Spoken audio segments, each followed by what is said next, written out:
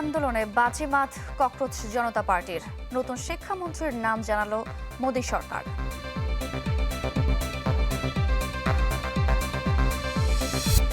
সংসদের সেপ্টেম্বর অধিবেশনে দেশ পাবে 23তম রাষ্ট্রপতি। সরকারি দল নাম চূড়ান্ত করবে স্থায়ী কমিটির সভায়। সেমিকন্ডাক্টর খাতের উন্নয়নে সম্মিলিত পদক্ষেপ চান প্রধানমন্ত্রী। ব্যবসাবান্ধব পরিবেশ তৈরির আশ্বাস।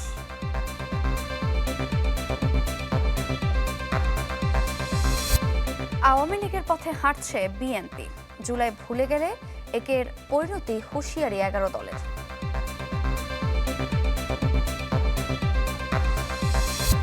উন্নয়নশীল দেশে উত্তরণে বাড়তে পারে ওষুধের দাম। আশা আরও দেখাচ্ছে তরুণদের গবেষণা।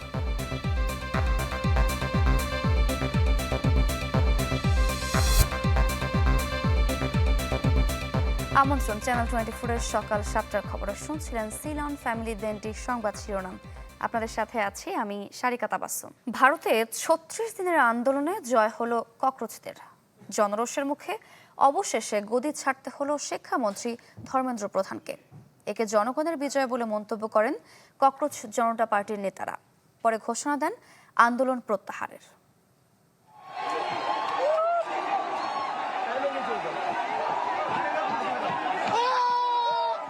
অন্য দিনের মতোই চলছিল আন্দোলন। হঠাৎ ককরোচ জনতা পার্টি সিজেপির প্রতিষ্ঠাতা অভিজিৎ দীপকের কাছে আসে শিক্ষামন্ত্রী ধর্মেন্দ্র প্রধানের পদত্যাগের খবর। এরপরই উল্লাসে ফেটে পড়ে দিল্লির যন্তর মন্তর।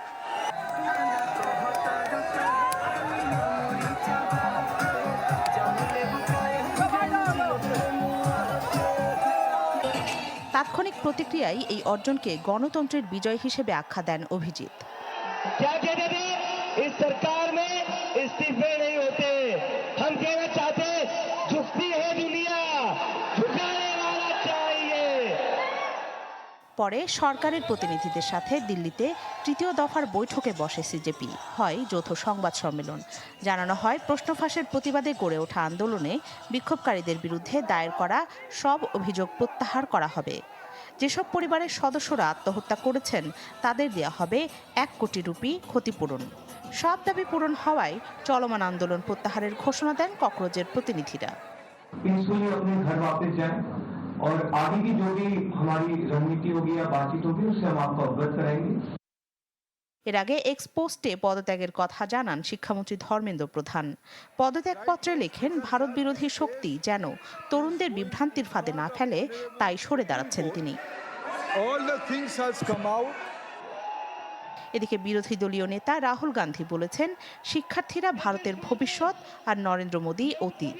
অতীত কখনো আগামীর সাথে লড়াইয়ে পেরে ওঠে না, সেটাই প্রমাণিত হলো। ये हिंदुस्तान के फ्यूचर हैं, इनको देख लो अच्छी तरह। इससे कोई नहीं लड़ सकता। Narendra Modi is India's past. The past can never fight the future. Medical ভর্তি পরীক্ষায় প্রশ্ন ফাঁস নিয়ে 1 মাসের বেশি সময় ধরে চলছিল ককরোচ জনতা পার্টির আন্দোলন। গেল 20 জুন সংসদ অভিমুখে পদযাত্রায় পুলিশের সাথে বাধে সংঘর্ষ, যার তীব্র প্রতিবাদ হয় ভারত জুড়ে। রাজ্যে রাজ্যে রাস্তায় নামেন বিক্ষুব্ধ হাজারো ছাত্র যুবক। নরেন্দ্র মোদী জমানায় এত বড় বিক্ষোভের মুখে পড়তে হয়নি বিজেপি সরকারকে। রাখি জেসমিন, চ্যানেল 24। ভারতের নতুন শিক্ষামন্ত্রী হিসেবে নিয়োগ পেয়েছেন প্রহ্লাদ যোশী। শনিবার তীব্র আন্দোলনের মুখে ধর্মেন্দ্র প্রধান শিক্ষামন্ত্রীর পদ থেকে পদত্যাগ করেন। এর কয়েক ঘন্টার মধ্যে প্রহ্লাদকে দায়িত্ব দেওয়া হয়। প্রেসিডেন্ট দ্রৌপদী মুর্মু ধর্মেন্দ্রের পদত্যাগপত্র গ্রহণ করেন এবং নতুন দায়িত্বের অনুমোদন দিয়েছেন। প্রহ্লাদ যোশী কর্ণাটকের লোকসভার এমপি। তিনি নবায়নযোগ্য জ্বালানি এবং ভোক্তা, খাদ্য ও গণবন্টন মন্ত্রণালয়ের দায়িত্ব পালন করছেন।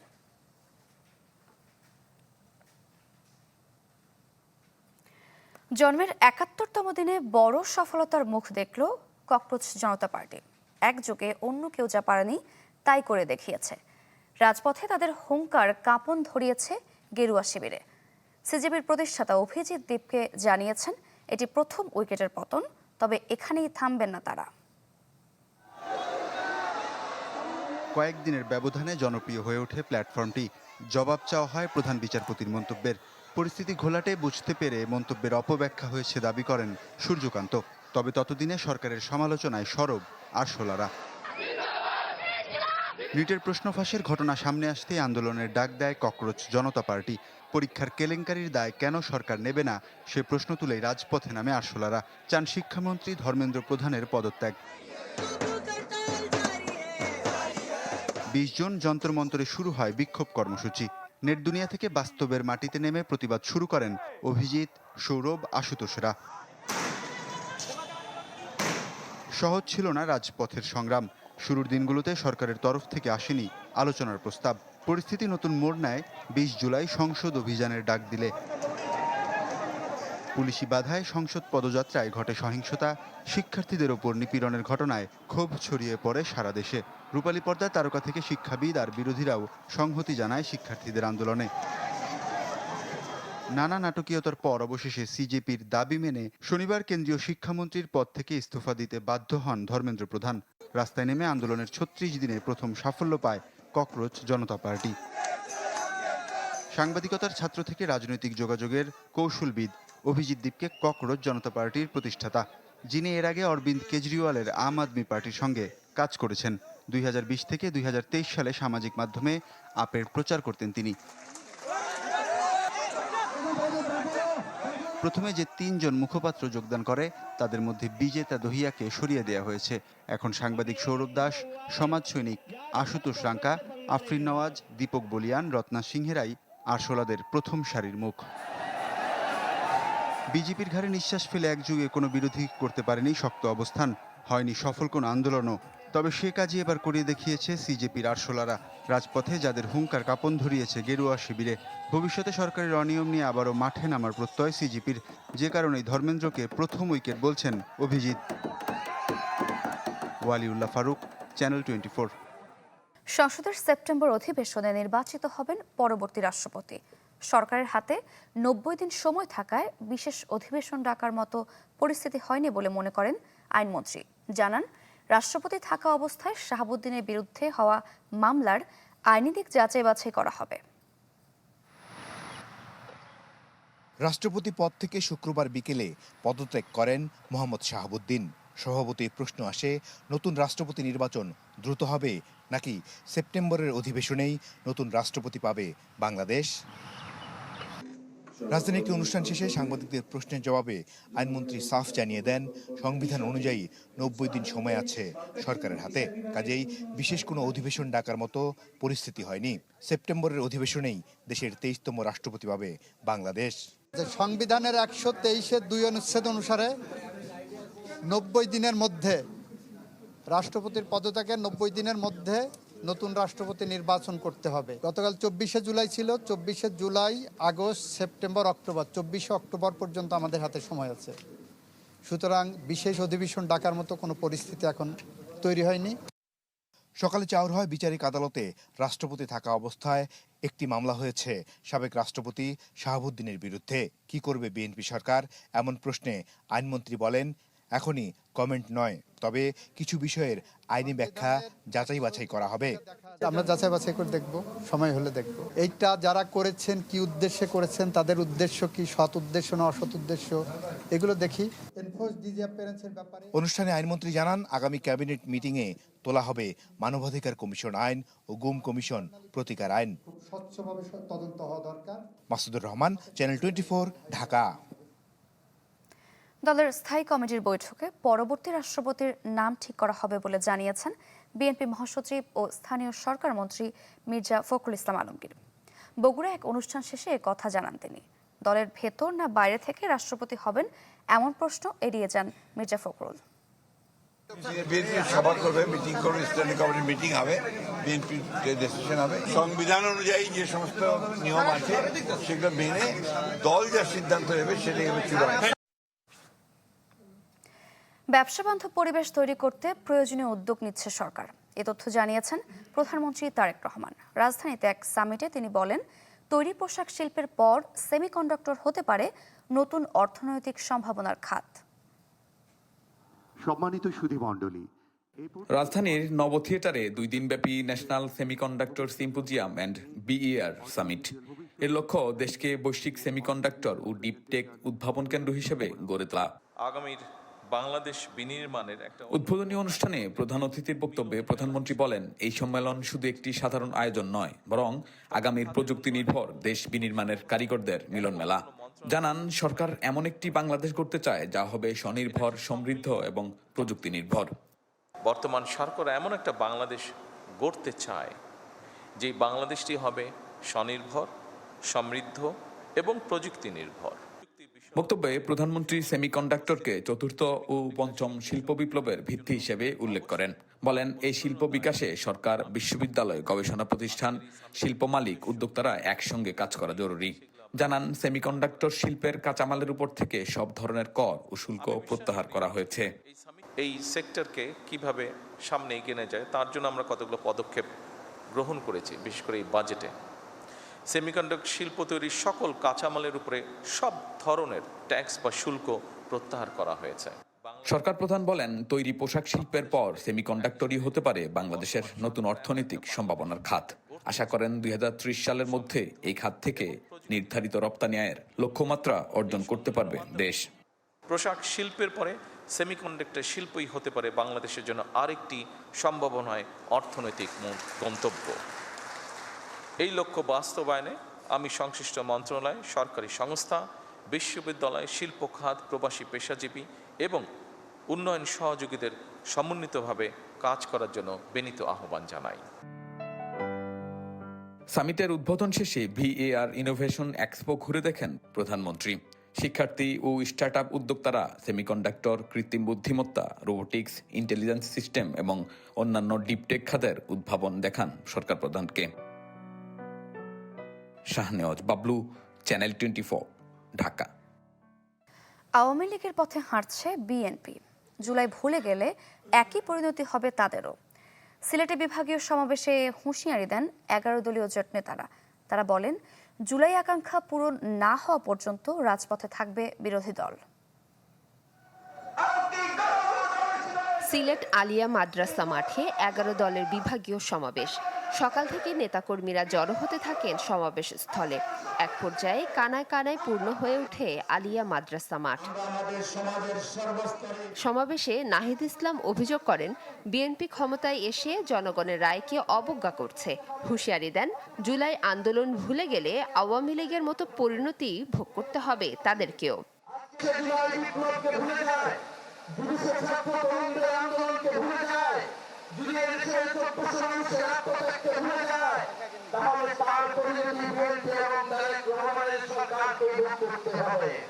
বক্তারা বলেন, গণভোটের রায় বাস্তবায়ন না করতে নানামুখী ষড়যন্ত্র চলছে। জুলাই আকাঙ্ক্ষা পূরণ না হলে মাঠ ছাড়বেন না বলেও জানান তারা। জনগণের আশা আকাঙ্ক্ষার প্রতিফলন হোক, অন্যথায় আমাদের সম্মুখে অন্য কোনো রাস্তা খোলা থাকবে না।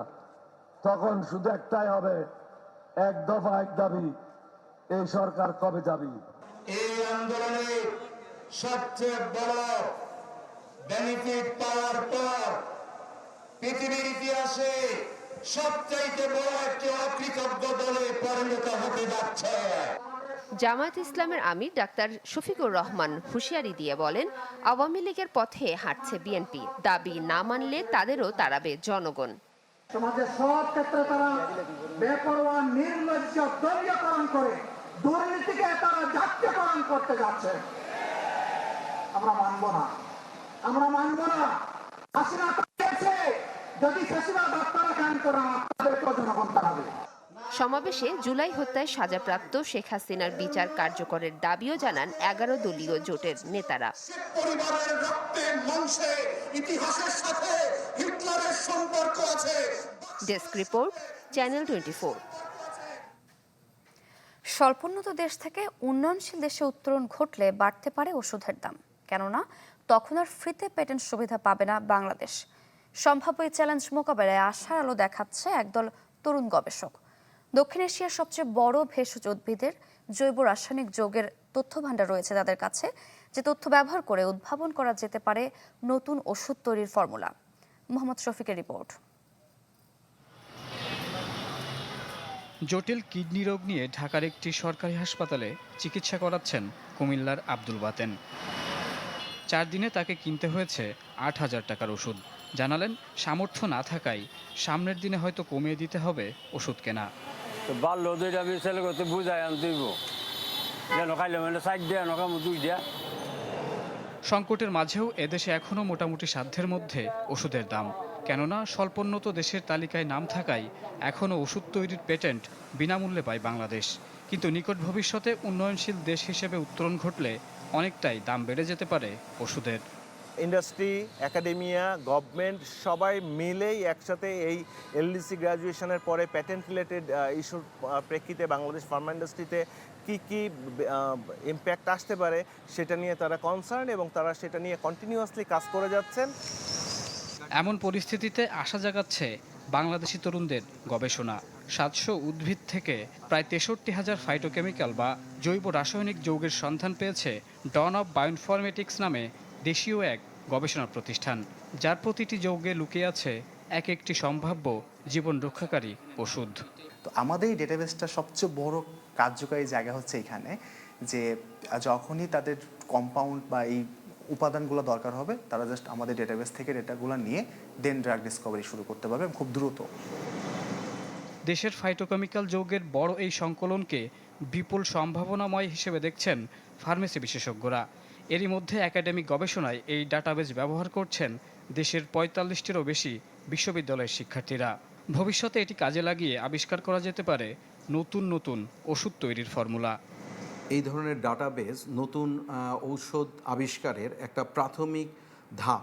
যদি মানুষের উপযোগী এবং নিরাপদ ঔষধ হিসাবে ব্যবহার করতে চাই, ল্যাবরেটরি গবেষণা, প্রি ক্লিনিক এবং ক্লিনিক্যাল ট্রায়ালের মাধ্যমেই এইটাকে এস্টাবলিশ করতে হবে। দেশে ওষুধ শিল্পের বিস্তারে গবেষণায় আরও জোর দেওয়ার তাগিদ বিশেষজ্ঞদের। মোহাম্মদ শফিক, চ্যানেল 24, ঢাকা। জুলাই গণঅভ্যুত্থানের 2 বছর। রাজপথের রক্ত শুকিয়েছে, স্লোগান থেমেছে, কিন্তু থামেনি প্রিয়জন হারানো পরিবারগুলোর কান্না। প্রতিটি দিন তাদের কাছে নতুন শোকের।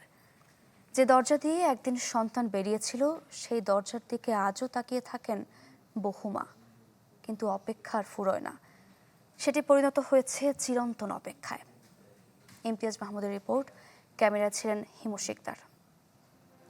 স্কুল ড্রেস পরিয়ে তো যে ছেলেগুলো যায়, কলেজে যায়, কলেজ থেকে আসে, এখান থেকে আমাকে দেখা হইলে সালাম দেয়, আন্টি কেমন আছেন। আমি বলতে পারবো না যে আমার কেমন লাগে। তো কোথায় আমার আলিফ, কোথায় আমার বাবা, কোথায়? আমি নিজেকে প্রশ্ন করি আমার বাবা কোথায়, আমার বাবা কখন এসে আমাকে মা বলে ডাকবে। চোখের জলে সন্তানকে ফিরে পাবার আকুতি, যে ছিল মায়ের চোখের মণি। আলিফ আহমেদ সিয়ামের স্বপ্ন ছিল পাইলট হয়ে মাকে নিয়ে উড়ে যাবে হজে। সেই ছেলে আজ মায়ের কাছ থেকে দূরে চলে গেছে চিরতরে। আমি যদি মা পাইলট হই তাহলে তো খুব সহজ হলো যে তুমি তোমার ছেলের প্লেনে করে হজ করতে যাবে। তোমার মতো সৌভাগ্যবান মা আর কয়জনের হতে পারে বলো, যে তুমি আইতে আমার স্বপ্ন পূরণ হলো, আমি পাইলট হব এবং তোমার স্বপ্নও পূরণ হলো। কি বলো, আইডিয়াটা কি খারাপ বলো মা? তাই আমি বলি না।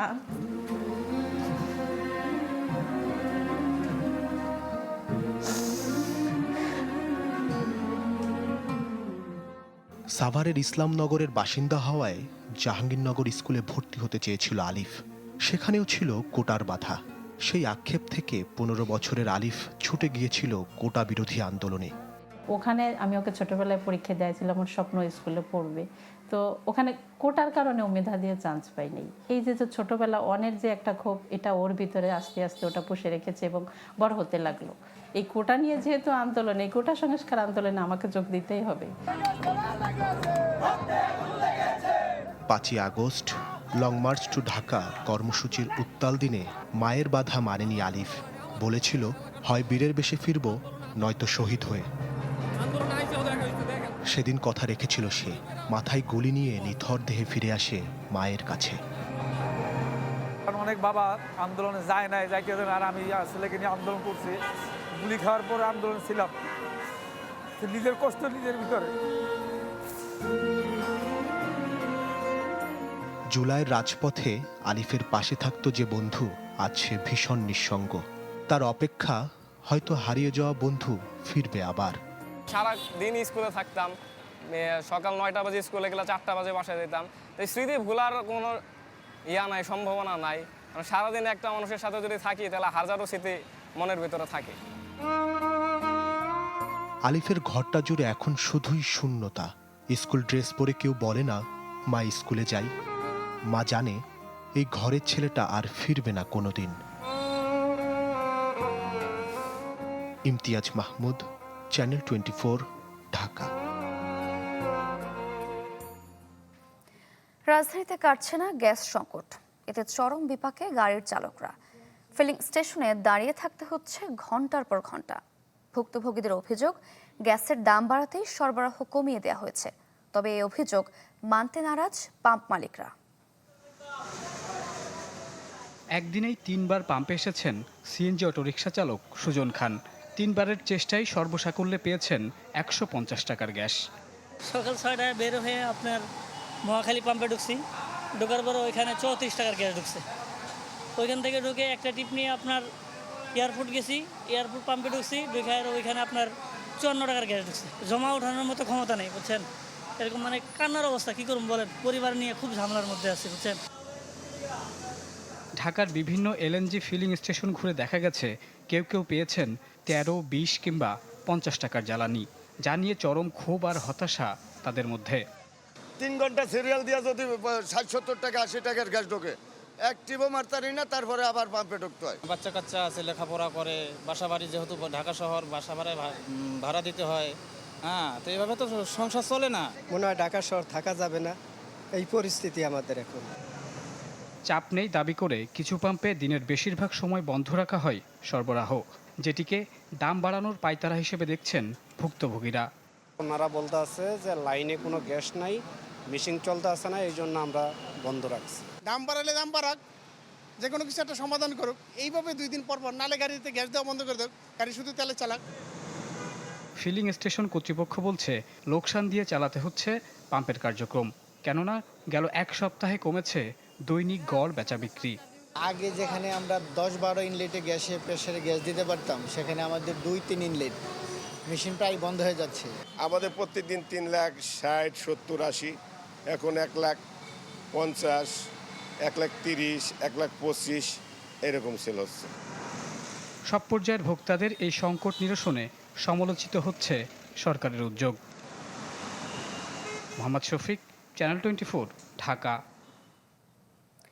গ্লাসগো কমনওয়েলথ গেমসে আজ বাংলাদেশের অ্যাথলেটদের বেশ কটি ইভেন্ট রয়েছে। সাঁতারে সোনি আক্তার ও সূর্যকুমার রাজবংশী পুলে নামবেন। সোনিয়া 100 মিটার ফ্রি স্টাইলের হিটে নামবেন দুপুর 3:30টায়। 1 নম্বর হিটের 6 নম্বর লেনে নামবেন তিনি। আর সূর্যকুমার 50 মিটার ব্রেস্ট স্ট্রোকের 2 নম্বর হিটের 1 নম্বর লেনে নামবেন। তার হিট শুরু হবে বিকেল 4:02 বক্সিংয়ে রাকিব হোসেন নামবেন 55 কেজি ওজন শ্রেণীতে। বিকেল 5:30টায় শুরু হবে তার বাউট।